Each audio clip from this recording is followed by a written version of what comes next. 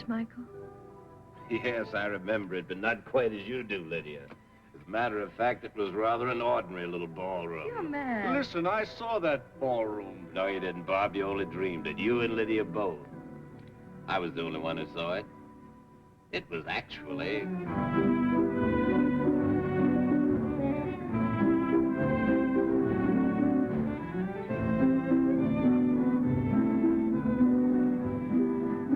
Chandeliers hanging from the ceiling like enormous magnolias. Do you remember the hundreds of harps? The divine aggregation of musicians? Hundreds of them, I think. I often wonder what became of those melting violins.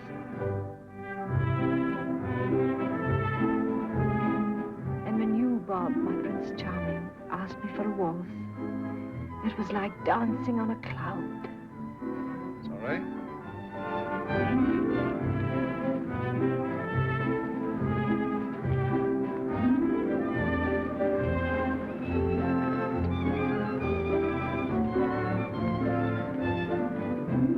Isn't this wonderful, Bob, darling? Yep. Hunky-dory. I just love to dance with you. I'd like to keep on dancing with you forever. Wouldn't it be wonderful if we just kept on dancing and dancing and never did anything else? We'd sure get tired. Oh, Bob, you're so funny. I can feel the muscles in your arms. I bet you could pick me up and carry me off as if I were a feather. I could carry 20 like you. But I don't want you to carry 20. Just me. Oh, Bob, I wish you'd carry me off to some unknown green island. Somewhere with palms and coral and mermaids and harps. Wouldn't you just love it, Bob? Well, what's the matter with Boston? The night is perfect, isn't it, Bob? You wouldn't think anything could be so beautiful. I didn't know there was so much happiness in the whole world. And it will never go away, Bob. It will always be like this. Moonlit nights and gardens, and you and I. Do you love me madly, Bob? I bet there's never been a love like ours before in the whole world. Do your fingertips buzz like mine? Oh, Bob, Bob. Please look how beautiful the sky is. Look, darling, millions and millions of stars. Do you remember? The night has 1,000 eyes, and the day but one. Yet the light of the bright world dies with the dying sun. The mind has 1,000 eyes, and the heart but one. Yet the light of a whole life dies when love is done. Yep. You were really very poetical that night, Bob. Yep, I sure was. Yes, I remember you standing there in the moonlight, talking like Byron and Shelley. I never heard anyone talk so beautifully. It was like listening to a nightingale. Oh, Bob. Yep, me. And do you remember the day of the Yale-Harvard football game? What a beautiful sunny day that was, eh, Lydia?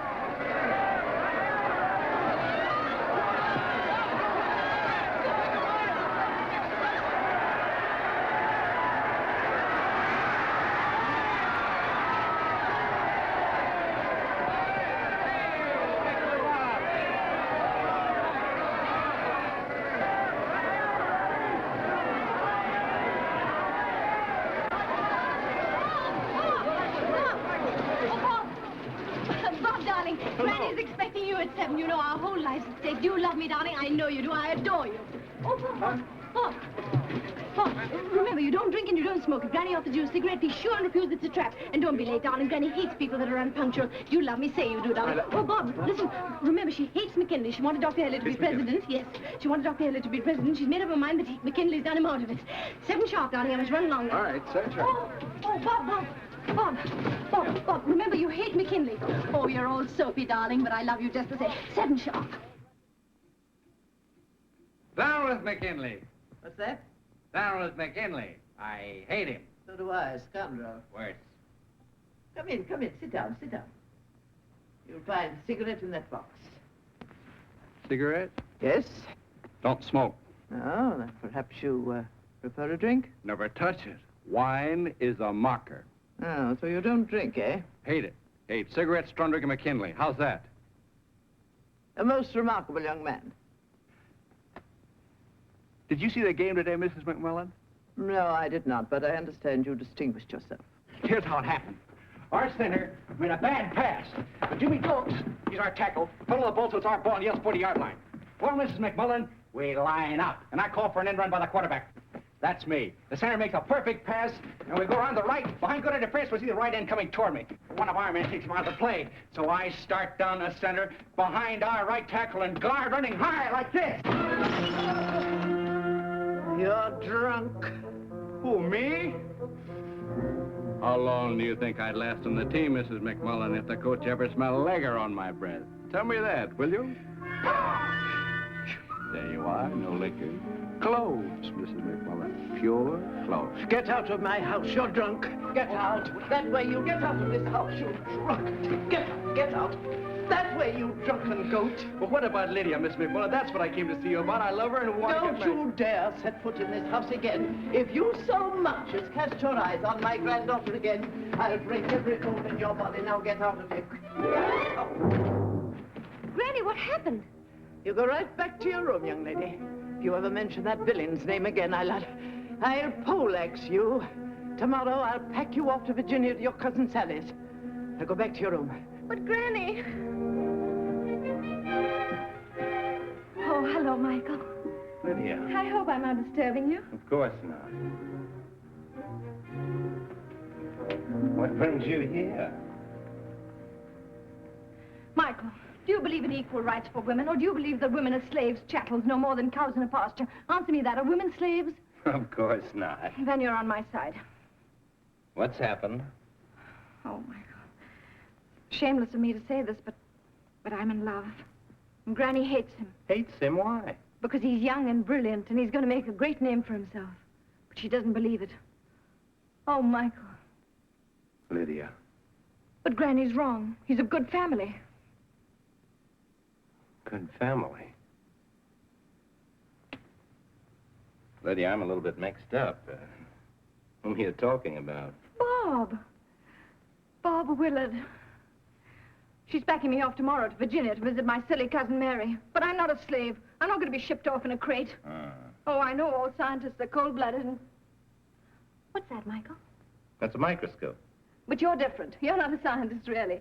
I mean, you love me, don't you? Oh, in your own way, of course. Like a brother. And you're going to help me, Michael?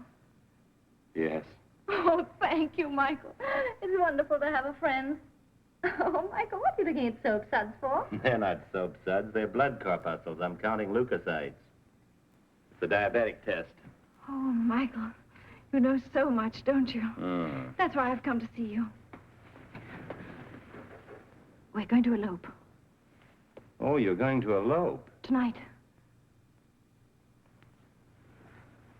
We've already made an appointment with the Justice of Peace in Quincy at 8 o'clock. You realize what you're doing, Lydia? Of course. I love him. Michael, you said you'd help me. You swore. What do you want me to do? I have it all figured out. Granny's going to some silly lecture this afternoon, and she wants me to go along. Now, you're to come to the house in about an hour, look at my tongue, say that I'm very sick and must go to bed immediately. Then Granny will go alone. And as soon as she's gone, I'll get out of bed and elope.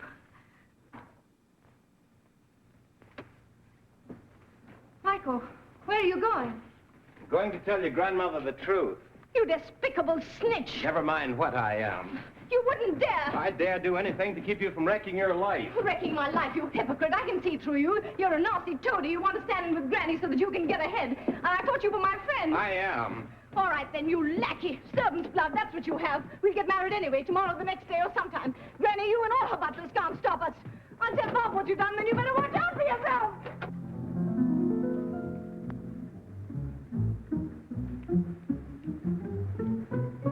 Well, young lady, explain yourself.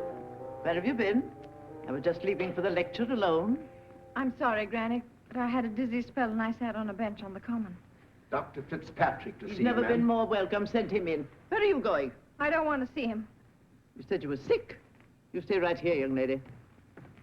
Well, Michael, how are you? I'd like to speak to you alone, Mrs. McMillan. Oh, Michael. Oh, never mind me. Have a look at Lydia. She came staggering home like a pelican. I'm all right, Granny. Nonsense. We all have the Macmillan liver. Stick out your tongue. No. May I see it, please? Lydia, don't